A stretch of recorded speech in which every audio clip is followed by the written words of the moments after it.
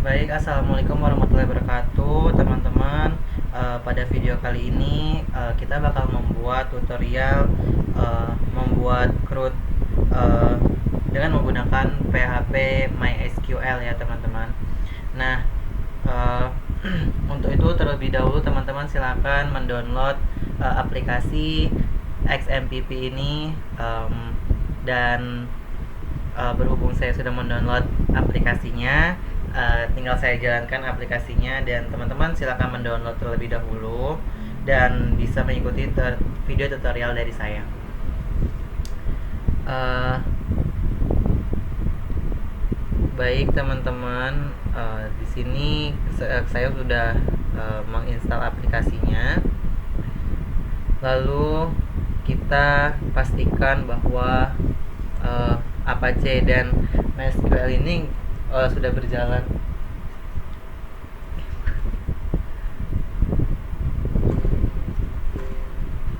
Oke teman-teman, setelah itu kalian bisa buka di Google Chrome. Nanti bakal buka, ketik aja localhost localhost php myadmin, terus kalian bisa pilih di situ berkas. Nah, nanti di sini kalian buat di situ mahasiswa atau akademik, kalian bisa ngelik di sini akademik. Kemudian teman-teman kalian klik buat. Kemudian teman-teman bisa buat di sini nama tabel, contohnya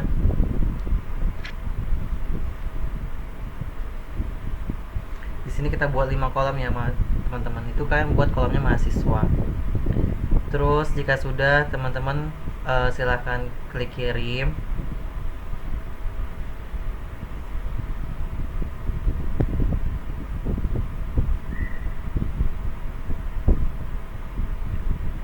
Dan kita akan membuat beberapa kolom dan tipe kolomnya. Yang pertama kita misalnya bisa buat di sini ID.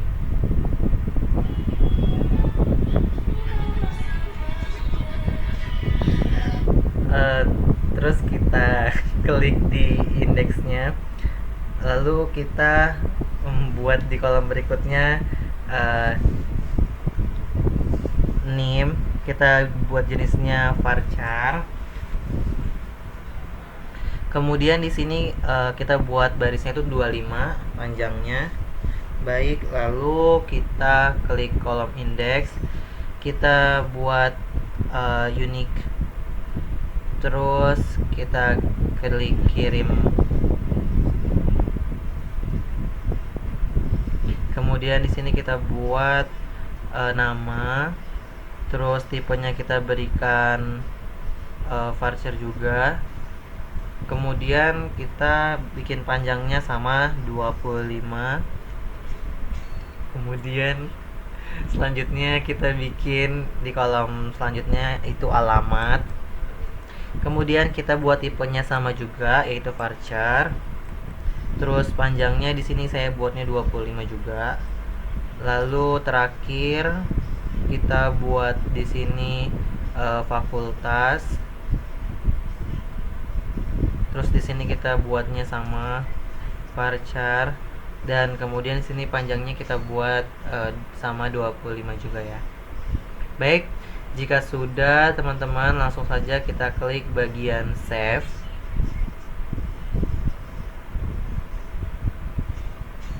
Kita klik di bagian save.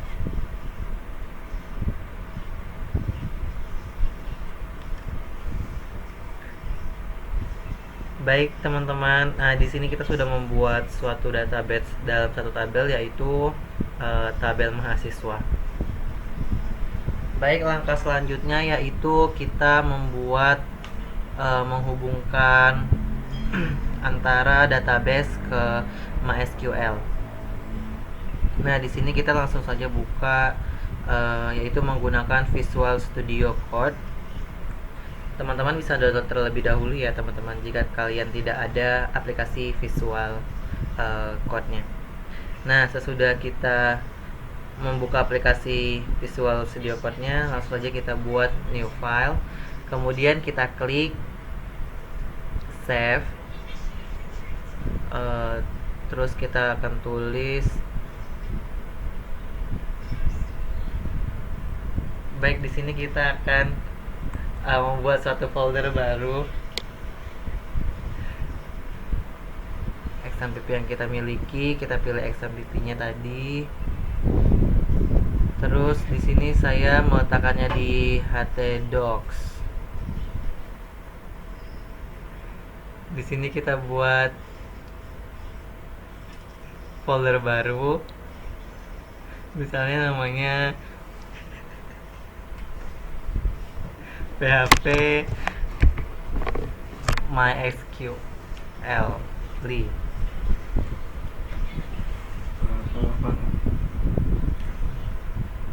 Baik, selanjutnya kita buka folder baru ini, terus kita kasih nama misalnya index PHP. Kemudian setelah itu kita save. Lalu di sini saya sudah menyediakan script yang akan kita buat untuk database kita. Nah, untuk membuat CRUD ya teman-teman.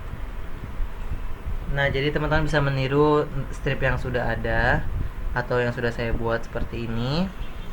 Nah, kemudian saya akan menjelaskan sedikit bagian-bagian di dalam script ini beserta fungsinya. Nah, jadi terlebih dahulu kita harus menghubungkan MySQL kita ke database. Nah, di sini tadi kita menggunakan Visual Studio Code. Untuk di dalam script ini kita banyak mengambil dari bootstrap.com, yaitu untuk membuat tabel dan icon-icon lainnya seperti tombol simpan, tombol delete, tombol edit atau update, teman-teman. Nah, itu kita mengambil dari getbootstrap.com. Nah, tinggal bagaimana kita menyesuaikan terhadap isinya. Nah, untuk yang pertama ini kalian bisa lihat, yaitu ada tag untuk PHP. Nah, ini adalah script untuk menghubungkan MySQL kita ke database. Teman-teman di sini bisa lihat data host itu untuk usernya localhost, yaitu usernya itu untuk root. Nah, database itu telah membuatnya itu akademik ya teman-teman. Nah, jadi dengan script ini kita telah menghubungkan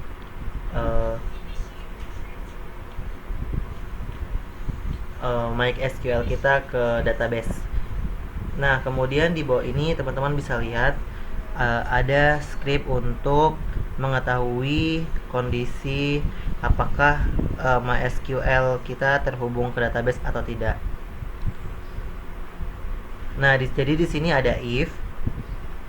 Nah, yaitu jika terkoneksi maka maaf teman-teman, jika tidak terkoneksi maka dia akan muncul tidak bisa terkoneksi ke database. Nah, ini adalah pemberitahuan jika kita gagal menghubungkan antara MySQL dengan database kita. Kemudian teman-teman bisa lihat ini ada name, nama, alamat, fakultas. Nah, ini adalah kolom-kolom yang atau baris-baris dalam database kita yang akan kita jadikan sebagai pertanyaan-pertanyaan atau pernyataan-pernyataan yang harus kita isi untuk data kita nanti. Nah, di sini ada sukses dan error. Sukses ini apabila kita berhasil menginput data maka atau sesuai dengan database. Kemudian untuk error karena tidak sesuai atau terjadi kesalahan pada saat penginputan data. Kemudian di sini ada OP, yaitu fungsi untuk menangkap variabel yang terlewatkan di URL kita.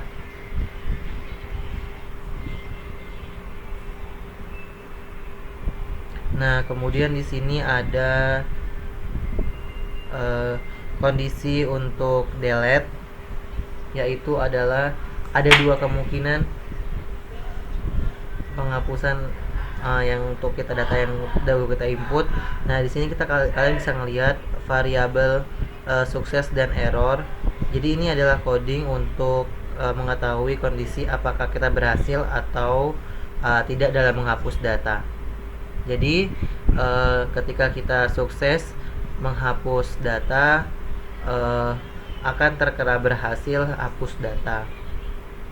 Nah, kemudian jika kita gagal atau error, itu akan menampilkan data gagal melakukan delete data. Nah, oke, kemudian di bawah sini ada kondisi untuk bagian edit, yaitu ada kemungkinan jika kita gagal mengedit data, berarti data tidak sesuai atau tidak ditemukan. Nah, ini ada coding-coding atau script untuk mengetahui kemungkinan apakah kita berhasil mengedit data atau tidaknya. Nah, jika tidak berhasil, maka dia akan tertera data tidak ditemukan. Nah, kemudian teman-teman bisa scroll ke bawah.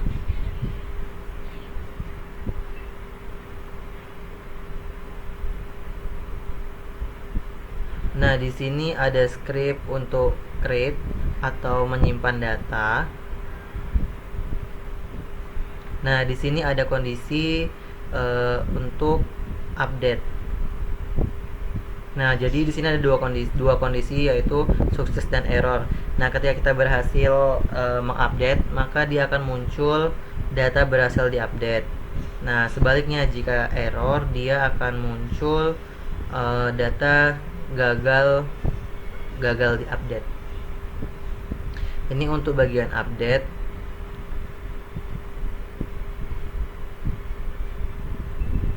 Nah, kemudian untuk untuk insert atau untuk memasukkan data-data mahasiswa, juga ada dua kemungkinan, yaitu sukses dan error. Nah, sukses itu akan muncul berhasil memasukkan data baru. Untuk error, gagal memasukkan data. Nah, teman-teman bisa ngeliat di bawah sini ada else, error, yaitu silakan masukkan semua data. Nah, ini kondisi apabila kita tidak memasukkan data satupun di dalam kolom yang tadi kita buat dan kita tampilkan, ataupun pernyataan yang harus kita isi. Dan ketika kita mengabaikan atau tidak mengisi satupun data yang tertera, dan dia akan terjadi error atau mendapat notifikasi bahwa perintah yang kita memasukkan data itu error. Nah, ketika kita tidak memasukkan data, dia akan mendapat notifikasi, yaitu silahkan masukkan semua data. Kemudian kita scroll ke bawah. Nah, di sini ada file. Ini untuk headnya. Nah, di sini ada style untuk mengatur tampilan kita, kolom yang kita buat. Di sini untuk body,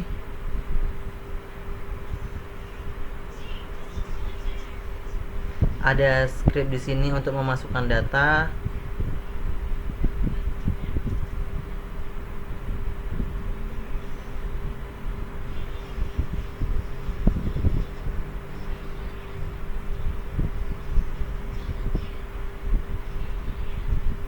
Nah, di bagian body ini, di sini ada card, yaitu untuk menampilkan card di halaman kita.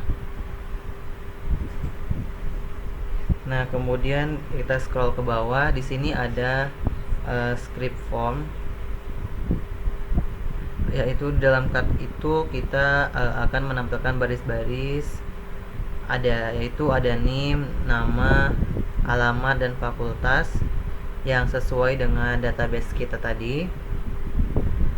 Dan ada beberapa baris kolom yang telah kita buat, yaitu ada 5.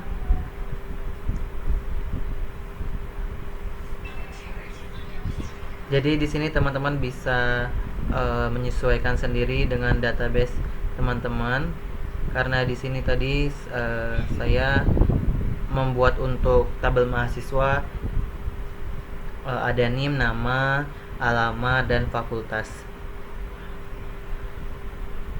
Untuk fakultas ini kita ada 2 pilihan, yaitu teknik dan hukum.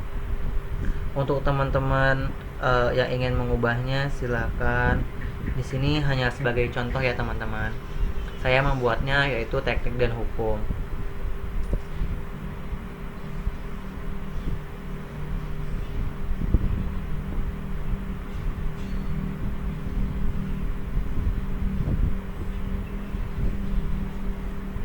Nah, teman-teman bisa melihat di sini ada kelas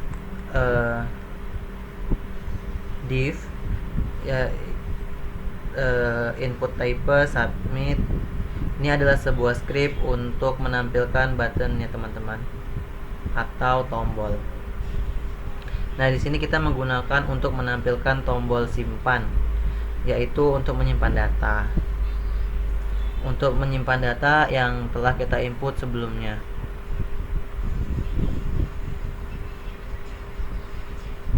Di sini ada primary. Primary ini jadi teman-teman bisa merubah button-buttonnya sesuai dengan keinginan teman-teman ya. Nah, dan untuk daftar color sendiri ada di getboostred.com. Di situ banyak sekali daftar untuk warnanya. Silakan teman-teman milih sesuai dengan keinginan teman-teman ya. Nah, untuk yang paling bawah ini untuk mengeluarkan data.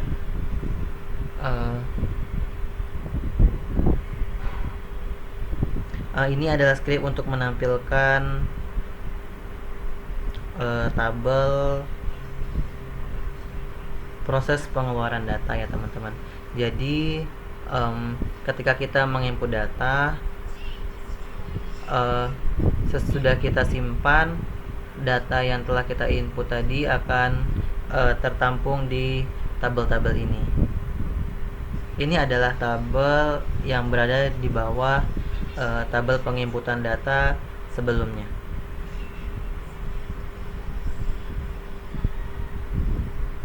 Di sini ada NIM, nama, alamat, fakultas, dan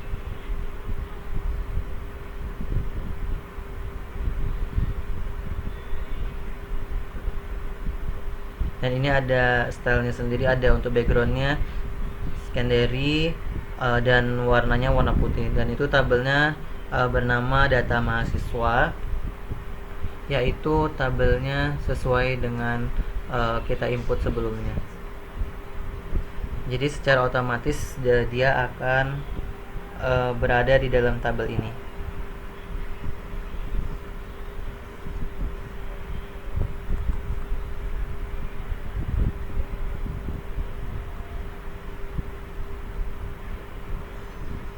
Baik, untuk selanjutnya teman-teman bisa melihat ada TR.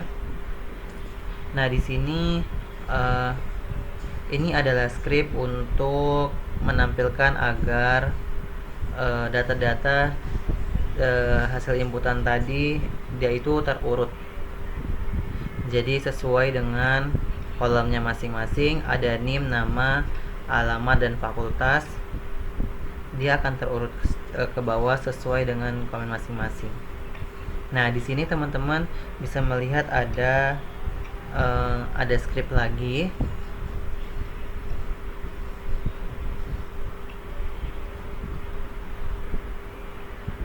Ini adalah script untuk membuat button.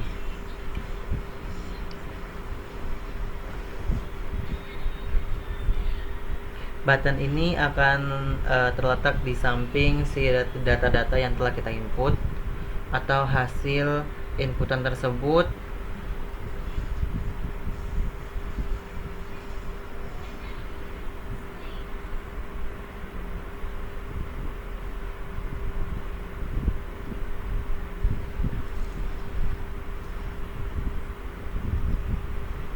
Ini adalah untuk tombol edit dan ini adalah tombol delete. Nah, sekalian di sini ada untuk konfirmasinya. Ketika kita klik delete, maka akan tampil tulisan yakin mau delete data. Nah, di sini kita diingatkan lagi bahwa apakah kita serius ingin melanjutkan untuk menghapus data atau tidak. Dan ini adalah fungsi tombol-tombol untuk edit dan delete.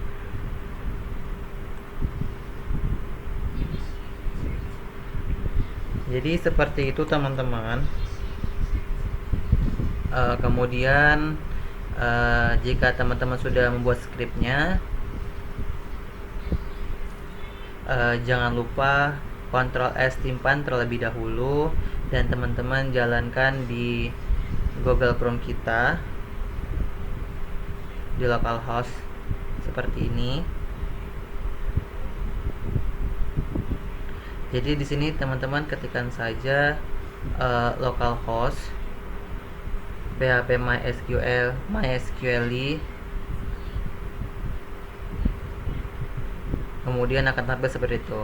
Oke teman-teman, mungkin sampai sini saja saya akhiri. Wabillahi taufiq wal hidayah. Wassalamualaikum warahmatullahi wabarakatuh.